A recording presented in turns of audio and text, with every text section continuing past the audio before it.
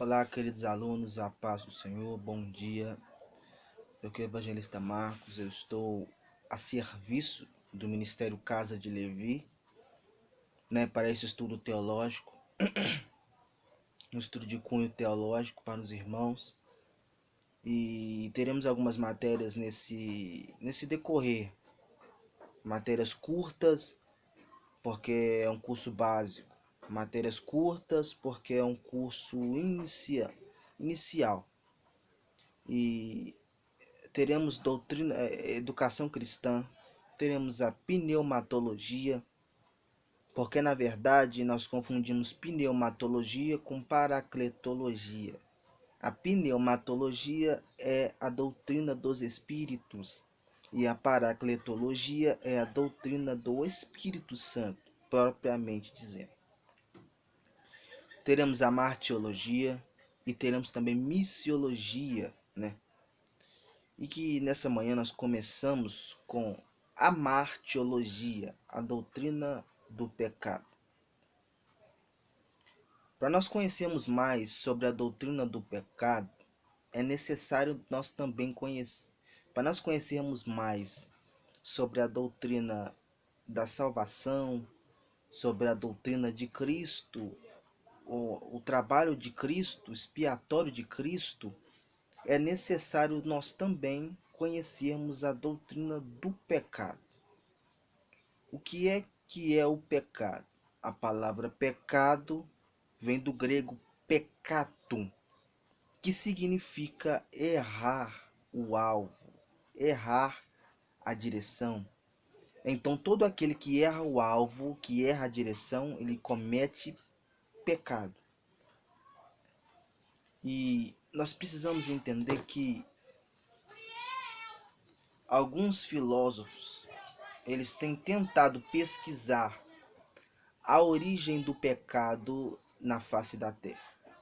Eles têm tentado pesquisar ou entender aonde veio o pecado. Porque o salmista Davi já dizia no Salmo, num dos seus salmos, que ele dizia: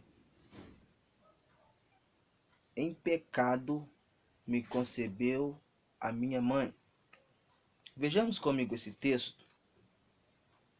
Vejamos comigo esse texto, este salmo do salmista Davi.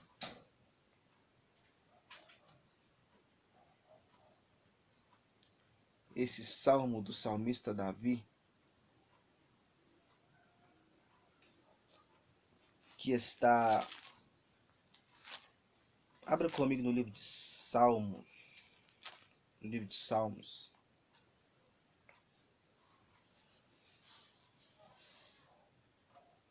No capítulo de número 51. Salmos, capítulo de número 51.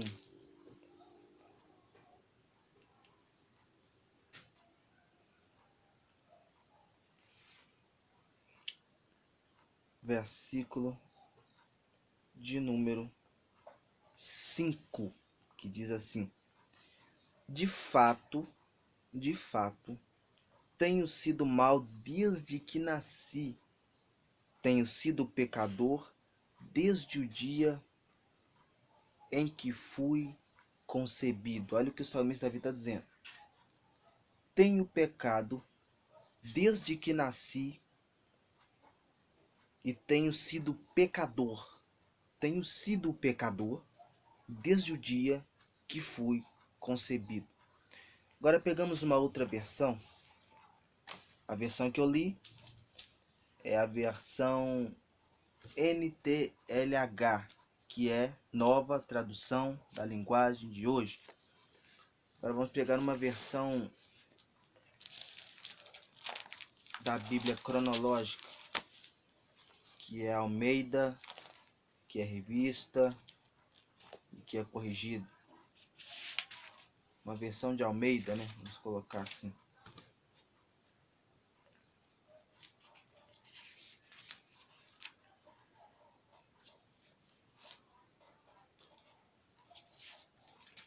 No Salmo 51,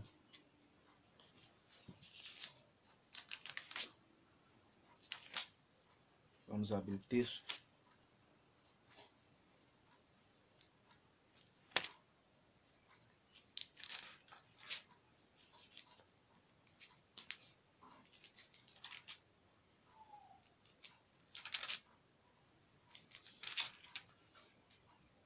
Estamos aqui no livro de Salmos. Vamos abrir o Salmo 51.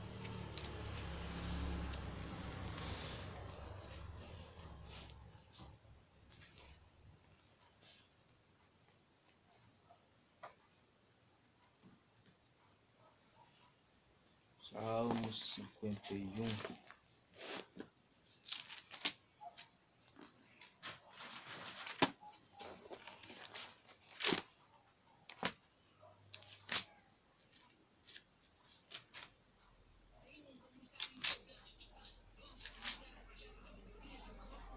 Salmo 51, verso 5.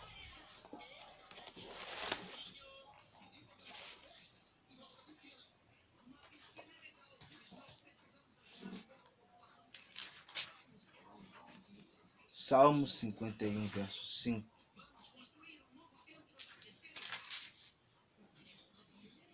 Que diz assim: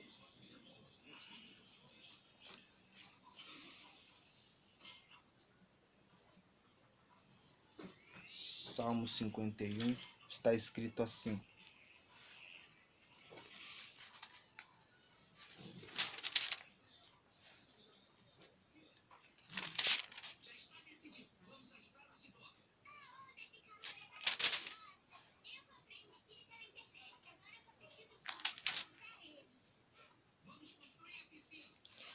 porque em iniquidade fui concebido e em pecado me concebeu a minha mãe.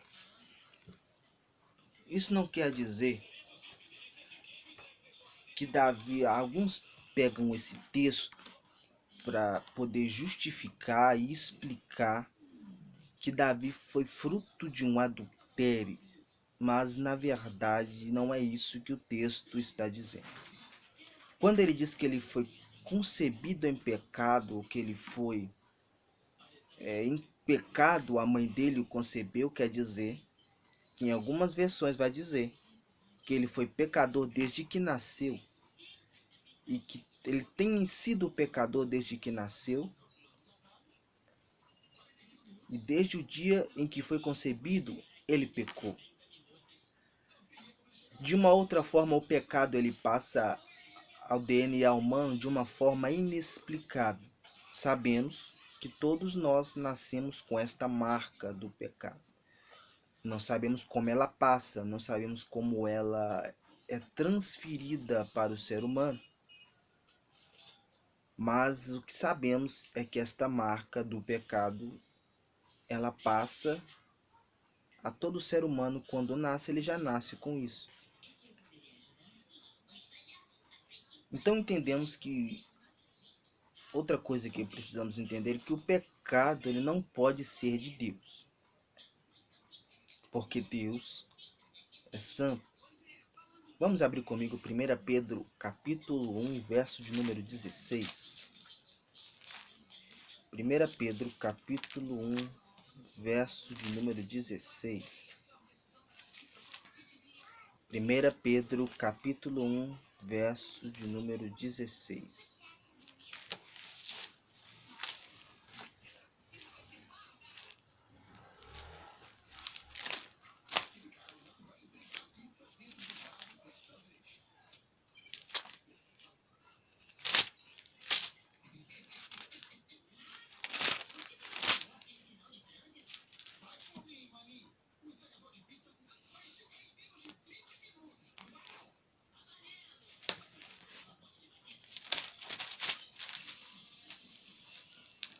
Está escrito assim: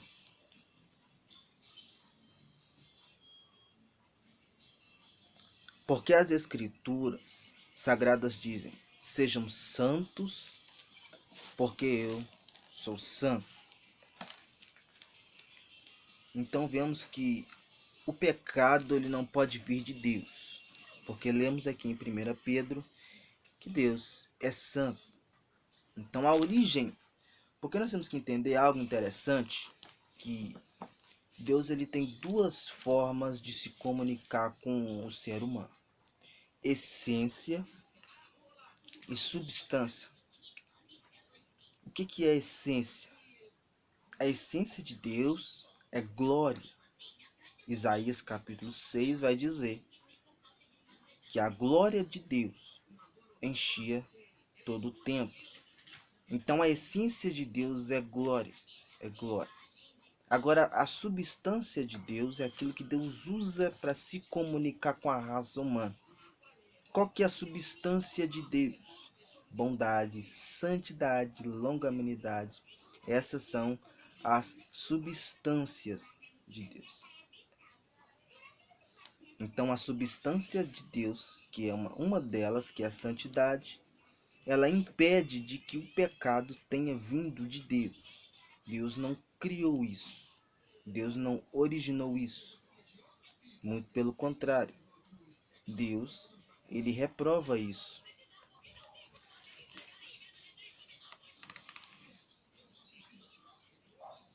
Então nós temos que entender que a origem do pecado, ela foi o homem.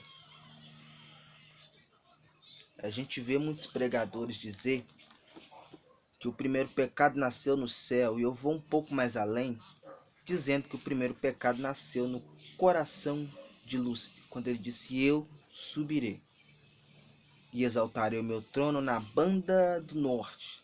E essa banda do norte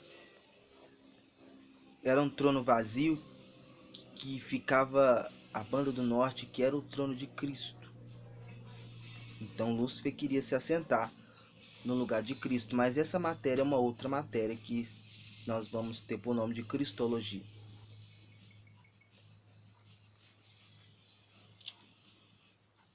Gênesis 1, 27. Voltemos comigo no livro de Gênesis 1, 27.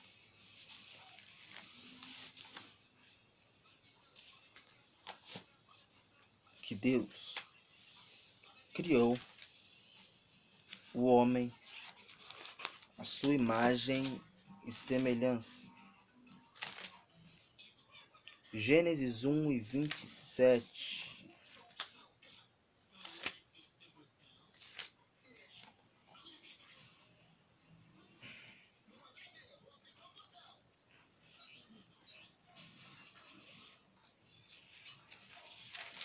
Gênesis 1, 27.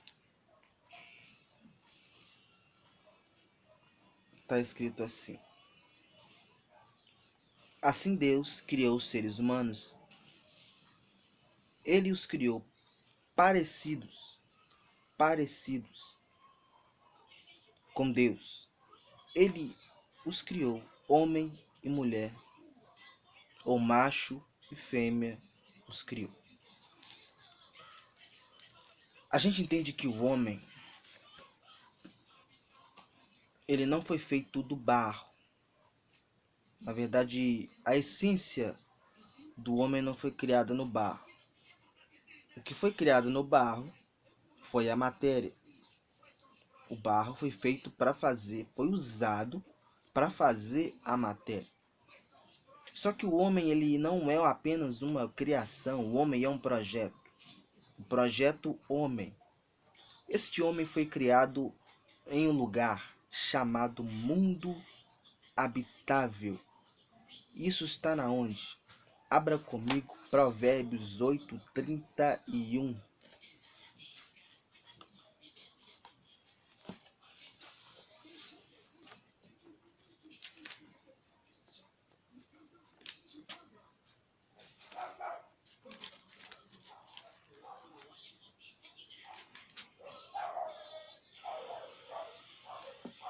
Provérbios 8, 31 está escrito assim: divertindo-me no seu mundo habitável, desfrutando os meus deleites com os filhos dos homens. Como que eu provo para você que esse mundo habitável era um outro plano, ou era onde o homem foi criado? Porque No livro de Provérbios, Cristo aparece sendo o grande ou o sábio arquiteto. Então Deus arquitetou algo para depois ele vir no barro e materializar o projeto, arquitetar. Pois bem, você já parou para pensar na complexidade do, do número de células que há no corpo humano, na complexidade de anticorpos para o corpo do homem se proteger de qualquer vírus, igual nós temos aí uma geração quase inteira contaminada com um vírus chamado coronavírus, só que nós temos anticorpos, né? Que Deus ele criou anticorpos para combater qualquer corpo estranho que entrasse no corpo do ser humano, ou que adentrasse no nosso corpo. Essa complexidade de córneas que há nos seus olhos, de anticorpos, de células, a massa cefálica, ela não foi criada no barro. Isso foi arquitetado por uma mente sobrenatural de Deus. E quando ele veio no barro, ele apenas soprou o projeto dentro da matéria. Ele soprou o projeto dentro da matéria. A matéria de barro, junto com o projeto espiritual, deu o sopro, e juntamente com o sopro de vida, que é o fôlego de vida, fez um homem ser criado, alma vivente. Pois bem, então nós sabemos que Deus não criou o pecado. E sabemos que Deus não criou o homem apenas do barro. O barro é apenas a matéria. Eclesiastes 7:29 está escrito que Deus fez o homem reto, mas ele buscou muitas invenções. Pois bem, o propósito de Deus para o homem era a retidão. Só que o homem ele foi dotado de algo chamado livre-arbítrio, o direito de escolha. Ele podia escolher. E saindo um pouco da parte técnica do assunto, vamos para uma parte mais prática, uma parte mais aplicativa, que vai edificar a sua vida, não apenas te dar um conhecimento, mas vai edificar a sua vida nesses minutos que ainda nos restam.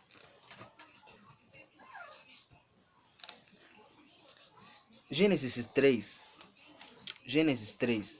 Bereshit, capítulo de número 3, verso de número 1, está escrito assim: aqui começa a queda do ser humano, queda do homem em geral. A serpente era o animal mais esperto ou mais astuto, algumas versões vão dizer assim, que o Senhor Deus havia feito. Ela perguntou à mulher: é verdade? Ou foi assim que Deus disse? Que vocês não comessem de nenhuma árvore do jardim? Agora, algumas versões vão dizer, acompanhe comigo a versão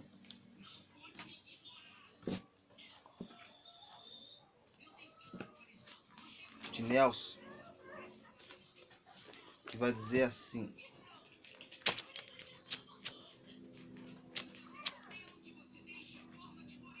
a versão de Nelson vai dizer assim: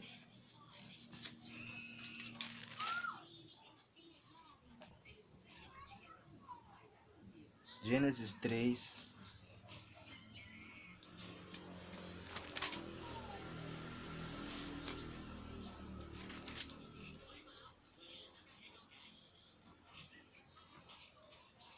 verso 1 e 2, que diz assim, verso 1, verdade. Ora, a serpente era o mais astuto de todos os animais do campo que o Senhor Jeová Deus havia feito, ou tinha feito. A serpente disse à mulher: é verdade que Deus disse: não comereis de toda árvore do jardim? Pois bem, agora a serpente está colocando em xeque a palavra, a veracidade. Está colocando em xeque aquilo que Deus disse. Agora, o papel de Eva, o teste final, primordial de Adão e Eva não é apenas cuidar do jardim ou apenas foi. Agora está sendo ver se eles prestaram atenção no que Deus havia dito a eles.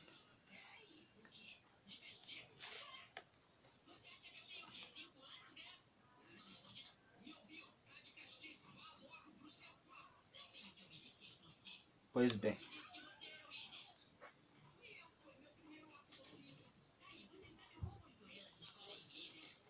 agora,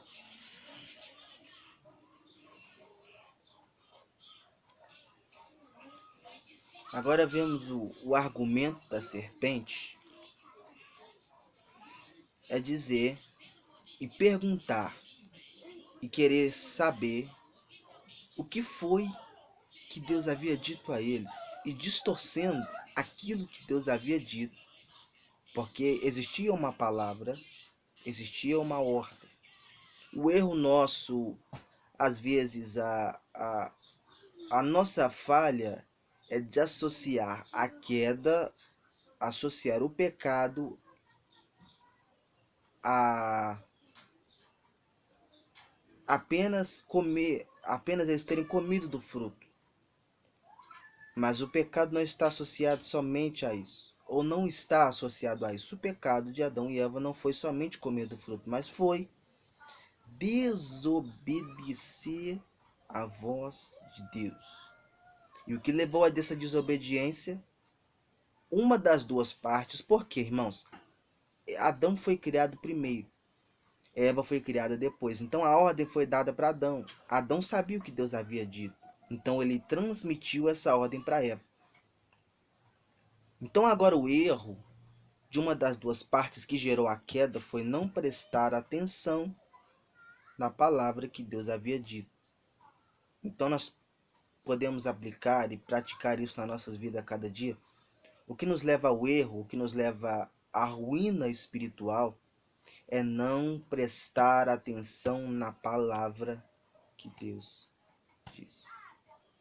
Por que o salmista Davi disse: escondi a minha palavra no meu coração para não pecar contra ti? Porque a palavra de Deus, como diz no livro de Êxodo, é o que impede o homem de pecar.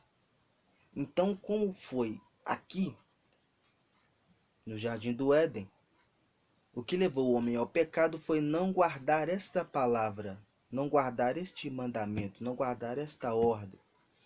Então nós, como bons teólogos, como bons estudantes da Bíblia Sagrada, não devemos apenas conhecer isso aqui, esse texto, essa palavra, essa escritura, apenas para adquirir conhecimento, mas para colocá-la em prática no dia a dia. Porque não adianta conhecer na mente se não praticar no coração, se não guardar no coração. Então o segredo, vamos dizer assim, a intenção de todo o curso teológico e principalmente de toda a escola teológica é que você pratique isso. É que você saia daqui entendendo, conhecendo a Bíblia ou a palavra não apenas para pregar, não apenas para ensinar, mas para conhecer a Deus melhor. Saber como fazer a vontade de Deus de uma forma mais ampla, de uma forma mais completa. Porque alguns estudantes dos nossos dias, alguns estudantes, eles entram nos nossos seminários lendo a Bíblia, indo ao monte, orando, jejuando. E quando saem dos nossos estudos, eles saem orando menos, indo menos ao monte, jejuando menos. Porque os nossos estudos, a nossa teologia, tem dado tanta técnica às pessoas que elas têm esquecido do espiritual. E conhecimento sem espiritualidade, ele é mortal. Porque ele vai te tornar uma pessoa analítica, mas vai tirar, ele vai aumentar o seu conhecimento, mas você vai cair na graça. E a Bíblia diz que a graça e o conhecimento, elas têm necessidade de andar juntas. Agora a serpente quer saber o que foi que Deus disse. E ela vai dizer: vocês não podem comer de nenhuma árvore do jardim. Não foi isso que Deus disse? Só que há uma distorção na palavra. Então, o segundo erro que levou o homem ao pecado e à queda foi a distorção da palavra. Porque a serpente, com a sua cauda, no livro de Apocalipse, ela arrastou a terça parte dos anjos. Cauda representa engano. Então agora o engano está entrando no jardim, está distorcendo a palavra e está fazendo com que o homem caia em ruína espiritual. O segundo ponto que faz com que as nossas membresias, os nossos membros, as nossas igrejas, o ser humano em geral, caia em pecado é a distorção da palavra de Deus. É a distorção dos princípios. É o liberalismo teológico. É aquilo que distorce a palavra e faz com que ela não seja pregada na sua essência, ou apenas uma parte dela. Teologias que são distorcidas, mal pregadas, mal ensinadas e colocam na visão das pessoas que elas devem se aproximar de Deus pelo aquilo que Ele dá, não por aquilo que Ele é. Não de uma forma, elas se aproximam de Deus de uma forma funcional e não de uma forma ontológica.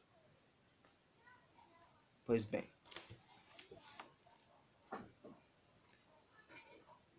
e nós temos que estudar Deus não de uma forma funcional, né, como eu disse aqui, mas de uma forma ontológica.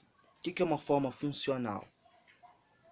Estudar Cristo de uma forma funcional é por aquilo que Ele faz, mas Cristo de uma forma ontológica é por aquilo que Ele é. E agora a serpente, a indumentária da serpente, ou seja, o argumento da serpente é que eles não poderiam usar ou usufruir da árvore do jardim, sendo um jardim tão grande, um jardim tão belo, eles não poderiam comer de nenhuma árvore daquelas que estavam à sua disposição, então Deus estaria os privando de um bem. A serpente queria colocar na cabeça de Eva que Deus estava os privando de um bem, quando os colocou em um jardim tão grande, em um jardim tão belo, e não permitiu que eles tocassem nada daquilo. É como se eu estivesse dentro de uma grande de uma casa com uma despensa, um armário surtido de comida, surtido de doces ou de guloseimas, e a pessoa me desse a chave desse armário e dessa casa e dissesse assim: você pode morar aí, mas não pode comer nada, não pode tocar em nada, não pode usufruir de nada que tem aí. Então seria injusto. Se eu não posso tocar em nada que está dentro daquele armário ou daquela despensa, por que ter a chave dela? Deus deu a chave da terra a Adão. Então, se ele não poderia usufruir de nada que havia naquele jardim, por que dar a chave a ele? Então a serpente queria colocar na cabeça ou na mente de Eva que Deus estava os privando de um bem. Se não podemos tocar em nada, se não podemos comer de nada, por que estamos aqui? Se não podemos fazer nada, por que estamos aqui? Se não podemos usufruir de nada, qual é o motivo de estarmos aqui? E aqui eu quero deixar para você um ensinamento prático, para que você não caia nesse argumento maligno de que o cristão ele está privado dos bens da face da terra. De que o cristão ele tem que apenas servir a Deus e que ele não pode usufruir de nada de bom que tem aqui. Ele não pode ser próspero, ele não pode ser abençoado, ele não pode ser rico. Pelo contrário, o cristão pode ser próspero, ele pode até enriquecer. O que não pode acontecer é o cristão colocar o seu coração nas coisas da terra. Você tem que entender que o céu ainda é o seu primeiro lugar. o reino ainda está em primeiro lugar. O cristão ele pode muito bem ser abençoado, ser próspero, ele pode usufruir de tudo que tem aqui, mas nunca jamais esquecendo do reino de Deus. Então a serpente queria colocar essa visão no ser humano, que ele estava privado, ele não podia viver, ele não podia ter uma vida normal, ele não podia usufruir de tudo que tinha ali. É isso que colocam na cabeça dos nossos cristãos hoje. Você que está me assistindo agora, você que está tendo aula com a gente, entenda que você é livre. Você não está preso à religião, você não está preso aos dogmas da sua denominação, mas o que você tem que ter no mínimo é ética e respeito com o lugar que você está. O que você tem que ter é ética e respeito com o lugar ou com o ambiente que você faz parte, com as ordens que foram dadas e estabelecidas por ele. Dá para ser feliz sem ultrapassar os limites. Dá para ser feliz sem estipular, sem ultrapassar as regras. Dá para ser feliz sem pecar. Então, o que a Bíblia diz?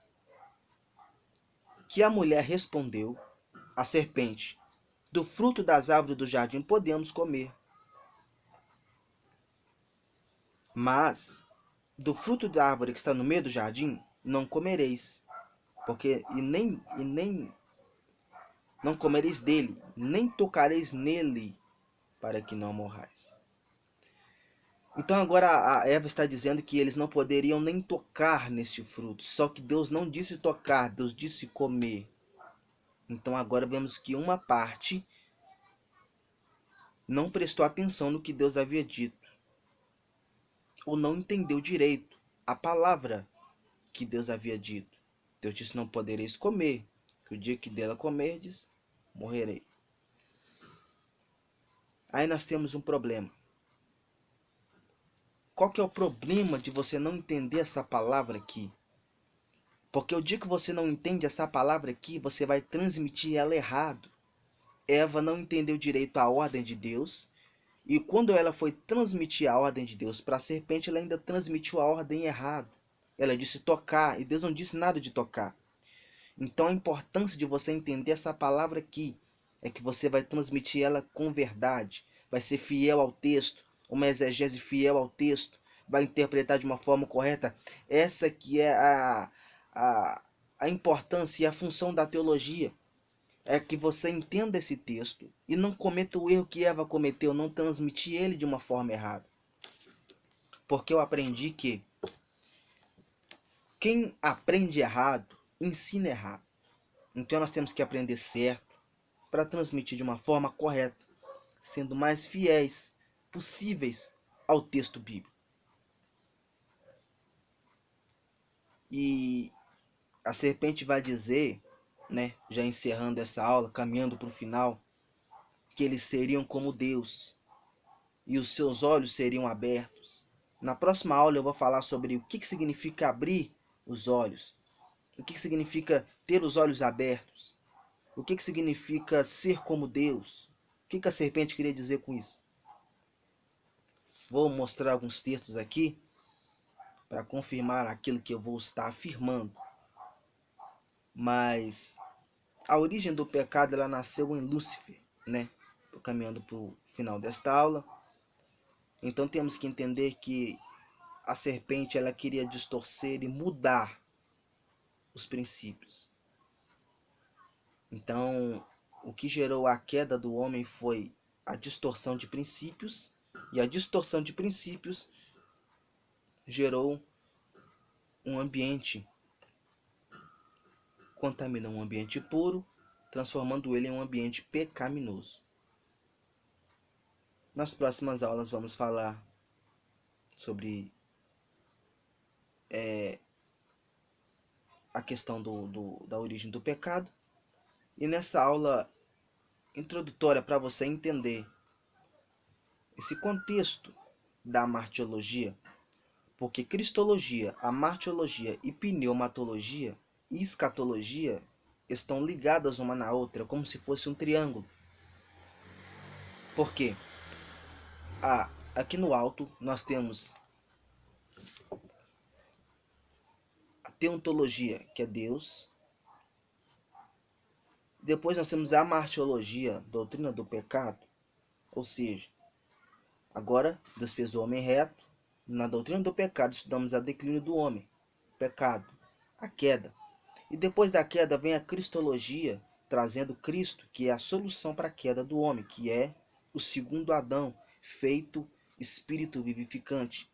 E depois de Cristo vemos o espírito que prepara a noiva, que é a paracletologia ou a pneumatologia, que no final de tudo isso vai gerar no topo da pirâmide, voltando à escatologia, que é preparando a noiva para o arrebatamento. Então, a principal função desse estudo é preparar você para o arrebatamento. A principal função desse estudo do pecado é que você leve uma vida santa e que te prepare para o arrebatamento e encontrar com Cristo nos ares. Deus vos abençoe, em nome de Jesus.